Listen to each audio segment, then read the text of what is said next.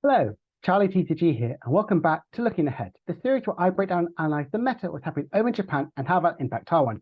Today is a really exciting episode. We had a ton of brand new cards get revealed, some which are game breaking, some which generally I don't know if it's healthy for the game, as well as some which I'm really excited to talk about. As well as also Japan had its first Champions League that happened, and Miraidon managed to win it. And some really interesting decks as well that got some top 8 placements. Colorless Lugia, Charizard, and multiple different versions of Gardevior. I'm really excited to break down exactly what this means to our format evolving in the 151 and further into the meta. So I really hope you enjoy this video, and let's jump into these new card reveals. So let's start off with the ancient type Pokemon. Some of them are really interesting. So if we look at Standing Shock EX, it has a really interesting ability. If your opponent has 4 of your prize cards remaining, you get to attach a basic fighting energy from your discard pile to this Pokemon.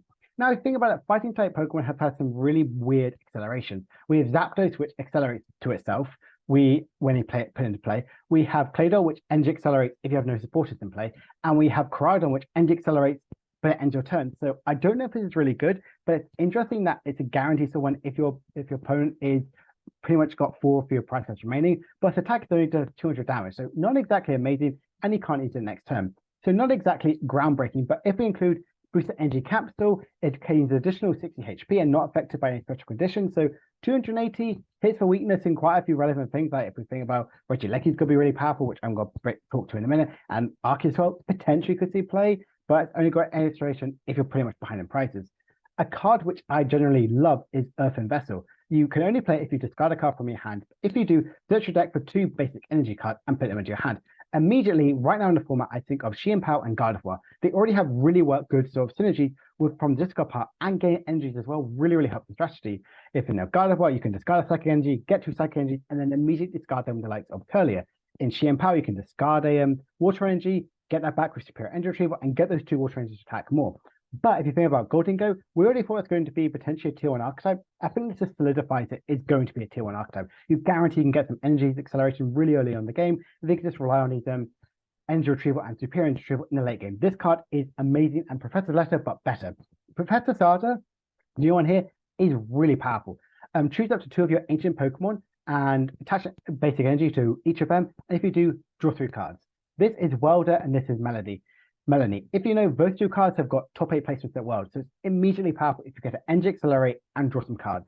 And I immediately think of Roaring Moon, because Roaring Moon, like I mentioned before, you can like energy accelerate it and get out of turn 1 attack, but you have it in potential like an energy switch with Galarian Moltres. This takes that away, that real weirdness about it. You get additional drawing cards. You get accelerate to potentially 2 Roaring Moons, so you can have them back to back, and this energy booster capsule can easily add up a bit more HP. So it can instantly get 1-hit KOs really early on in the game. This card is incredible with this one. Generally kind of going towards big bases, I feel like Pokemon is going with, but I'm going to touch about that a little bit later on. But I really like this top card here. I think it's really good for ancient Pokemon, and I'm excited to see some of the new ancient Pokemon that could get revealed as a few sets come along.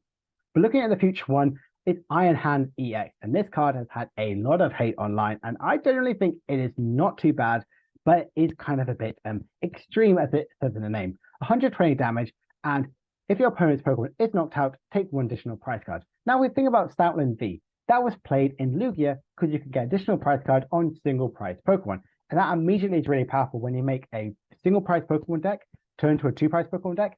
Is really tricky. And Iron Hand, you can have multiple of them and can easily end an accelerator. If you're already hitting for weakness in Lugia and Palkia and easily gain potentially 3 prizes in there, you're doing 120, that pretty much KOs the likes of Greninja, Cresselia, Gardevoir have got any damage comes on, anything like that. This immediately already takes that additional 1 prize card.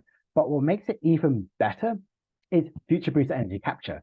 It has free retreat, and your attacks do additional 20 more damage. Now, this is already adding 2 of the most powerful tool cards that were ever revealed in the XY era, Floatstone and Muscle Band, in black and white as well. It's honestly insane it's got printed as 1 card. Obviously, lucky I'm limited to future Pokemon. So instantly, this is 140 damage. That instantly KOs a Palkia V-Star and Lugia V-Star. And taking 3 prizes cards that way is honestly insane. You can easily energy accelerate it. I've seen like of Chien-Pao Excalibur. I've seen also you can use it with obviously Lugia, and even more importantly, you can use it in like Miraidon with electric generators and flapping. So much more of a later game sort of attacking. You use it with Regieleki's. If you have 2-arm play with the energy capsule, you're doing 200 damage, which isn't like a ton of damage, but taking additional prize card and getting a KO on nearly every single single prize Pokemon and instantly making it a 2 prize is honestly terrifying. This card will 100% see play. This card, I'm already thinking about ways how it can work in Miraidon. I think this is going to be a really, really scary card. Potentially, it could be a meta-defining one. We're not too sure, but honestly, really, really exciting to see. And also, some people are really apprehensive as well. So, but it's exciting to see how the meta has evolved. And obviously, we'll cover it in Japan. Well, actually, no, we won't, because it's going to be really very, very similar in results. So we're going to see it very, very Japan and the rest of the world releasing this list at the same time.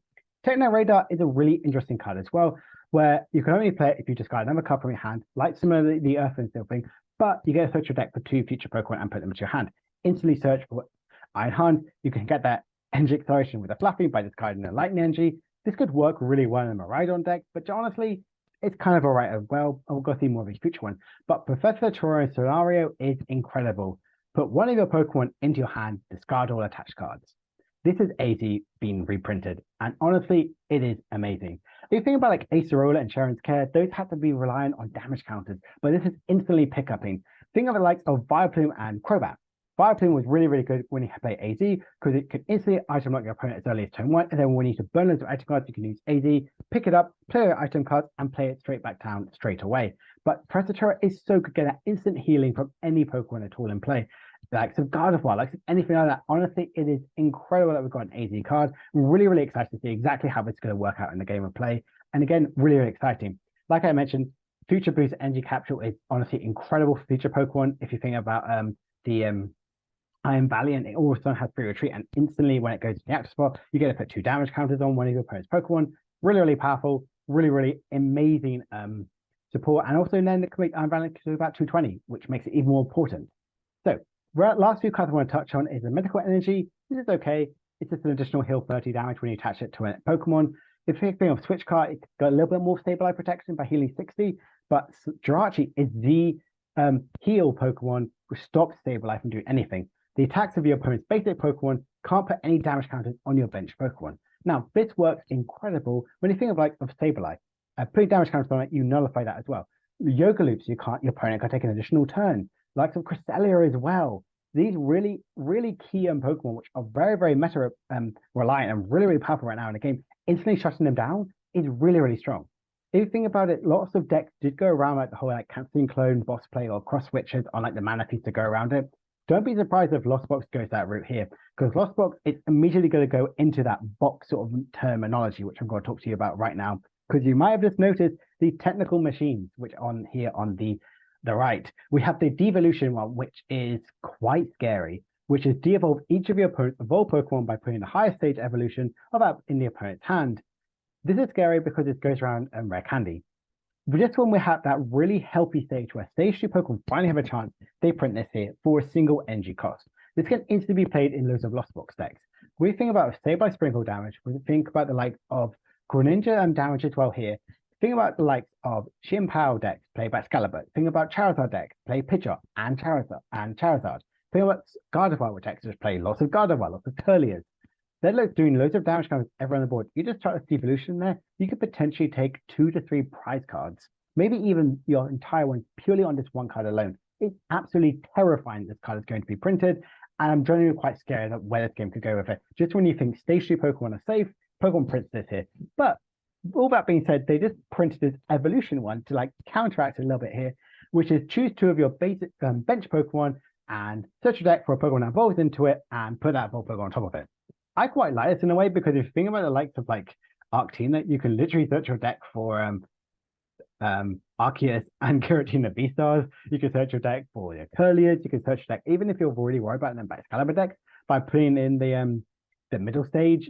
It's really, really quite powerful in that sort of way here. You can instantly energy accelerate some of these really powerful stage 1. Potentially we can see stage 1 evolution decks kind of come around here of EXs. We can maybe see more of these stage 2 decks kind of getting into that stage 2 guaranteed turn 2. I'm really excited about the evolution one, but the devolution one really does scare me. It's quite worrying to see that's exactly where Pokemon kind of printed exactly the same one, and actually they're opposite each other in the sets. Really quite scary, but again, let's see how it evolves in meta. Will Lost Box be evolving this sort of strategy as well? Will Iron Hands be kind of really powerful as well? These 2 cards definitely a bit worrying, but we have so many really good, interesting archives that come around here, so hopefully it's not going to be as powerful. Anyway, we've talked about these new cards long enough. Let's break down the Yokohama Champions League, and it was an incredible tournament, as you've seen online. There was over 3,000 masters, which is honestly incredible, where Miraidon managed to take it down. This isn't the first time Miraidon has come to the finals. It actually was in the finals of Pittsburgh over in America, which is the biggest regionals that happened before. He's also won a Champions League over in Japan back in April time. So it has been in the finals quite a few times, but Miraidon is having so much love. Second place was, in fact, Colorless Lugia. Top 4 was Rapid Strike and Gardevior. Top 8 was a Zard Gallade list, which is honestly really insane and also makes so much sense. We'll break down that list later. Another Lugia Colorless, Miraidon, and another Gardevior. And then top 16 was another Gardevior, 2 Gardeviors, 2 Lost Zone Tina, a Palkia, a Chien-Pao, another Lugia Colorless, and a Lost Zone Gudra. Instantly, if we look here, I would say these are one of the strongest ones here. No Mew, which is definitely a surprise because Mew is one of the most dominant archetypes that's happened over in Japan, especially in the rest of Asia as well. So it's really interesting not there. But one thing you'll notice here is that Colorless Lugia is the way to play Lugia right now.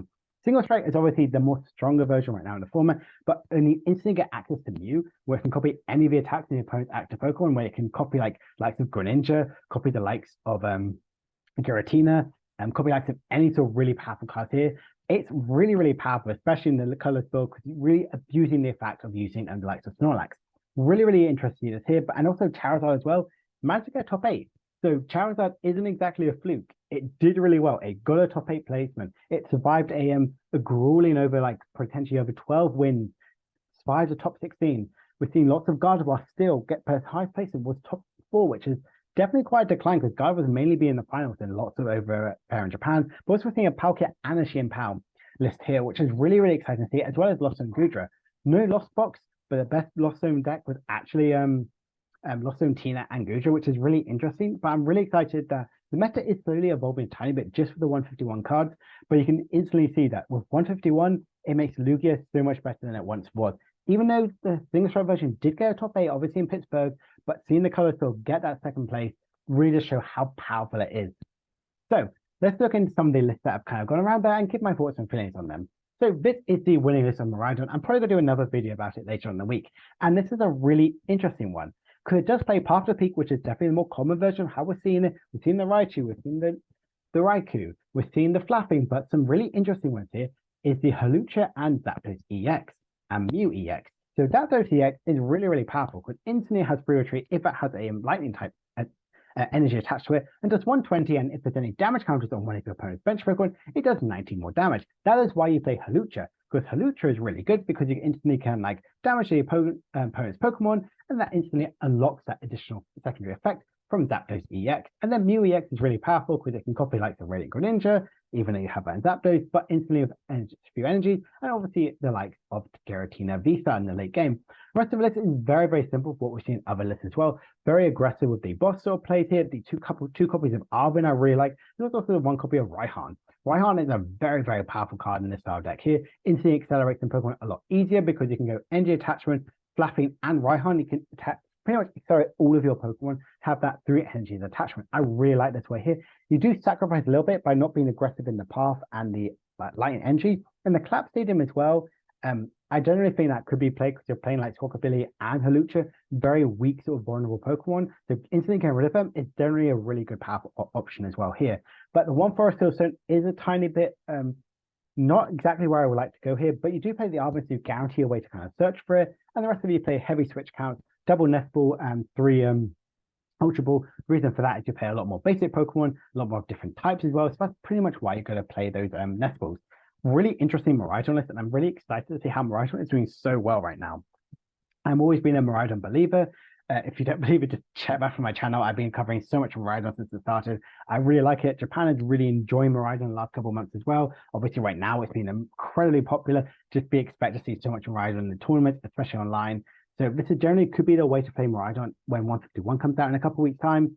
But really love the Mew, really like the Zapdos, and I think that Hawlucha is an incredible inclusion. Second place is this Colorless Lugia, and honestly, it is really interesting compared to other ones as well. So the energy count is normal. The 2 copies of the Snorlax as well, which is definitely the normal one here, the Pumpy Snore one. But we do play the 1 copy of the Block Snorlax. Now this I generally like as well because potentially you could be quite behind in the game. If you look at the kind of item searching. We play Ultra Ball, we play obviously Metagosa as a Swillip, we play Capturing Aroma, but also play 2 copies of Great Ball. So it's probably the best place when the Great Ball ever got to. So having a block Snorlax right at the start is really good, especially when you play multiple copies of Jet Energy. It's easy to switch into it, switch out of it. It's generally really, really powerful. It also does 150, which isn't terrible, but just slowing down your opponent by saying you have to use a manual switching card or Jet Energy to move out any of your Pokemon. I'm here for it. I can just slow you down for a bit. I can get my setup. I can afford to go behind a tiny bit. And it did see quite a bit of success, obviously, in the finals. Unfortunately, not to great success because they ended up getting win. But honestly, it's not terrible. That's why you play probably 4 copies of Boss's Order. So you can really abuse that setup time, really kind of get into that by playing that boss and that block Snorlax. Very interesting as well. Again, like I mentioned, does play the Mew, does play the Luxray, very, very powerful archetype as well. Much more disruptive cards with the 3 Ionas, Burnett, and Zinnias, so you have that extra discarding effect. Really interesting card and really interesting deck. I love the inclusion of the block Snorlax, but this is kind of the only one that really does include it. Other top 4 is his Rapid Strike box, and honestly, it's about exactly what you expect from Rapid Strike box here. Definitely did prepare for Mew by adding the Spiritomb in it, as well as also shutting down the likes of Lumineon and Dashi V to can slow down Gardevoir players just a tiny bit.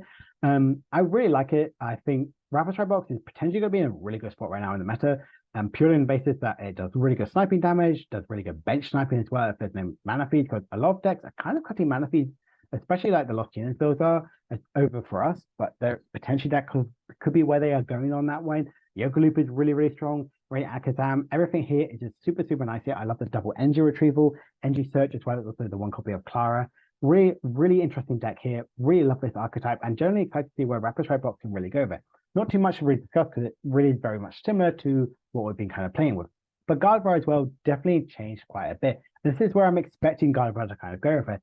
Since I would say since Worlds, I purely just played the Mirage Step Curlier, and honestly, it is insane. If you can have just a double Curlier and then you can instantly go into your Mirage Step Curlier turn 2, gain all your Curliers out and play, gain a rare candy Gardevoir, it's super, super powerful. And it's generally where I think Gardevoir is going to go with it. It does play that Moonlight Stadium, which gets you discard a Psychic Energy and heal 30 damage from all of your Pokemon in play.